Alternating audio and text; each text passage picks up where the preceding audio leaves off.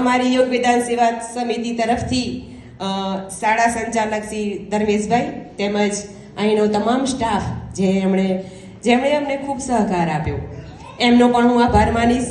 ઉપરાંત અમારી બહેનો જે સવારથી પોતાનું ઘરનું તમામ કામ મૂકી અને અહીંયા ભૂખીને તરસી જ આવી છે, કેમ કે સવારે 7 વાગ્યાની મારી સાથે છે એ બહેનો.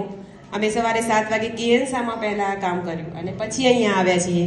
તો એવા પદ્માબેન, રેખાબેન, ગીતાબેન, નજુબા, આ બધી જ બહેનો, બીજી બહેનો આગળ છે બીજી, તો એ બધી બહેનોનો પણ હું ખરેખર આ બધાનો સાથ સહકાર હોય ને તો જ કામ થઈ શકે, બાકી એક વ્યક્તિથી કોઈ કામ થાય નહીં. અને આપણા દેશને ઉજળું બનાવવું હશે, આપણું ભાવિ ઉજ્જવળ, આપણા બાળકોનું ભાવિ જો ઉજ્જવળ બનાવવું હશે તો આપણે આ બધા આવા પ્રયત્નો સતત કરતા જ રહેવા પડશે અને આવા કાર્યક્રમો પણ કરતા રહેવા પડશે. આમાંથી હું ઓળખું છું અમુકને, તો એ પણ શિક્ષકો જ છે. તો હું એવી ઈચ્છા રાખીશ કે તમે પણ તમારી શાળામાં આ કાર્યક્રમ કરાવો.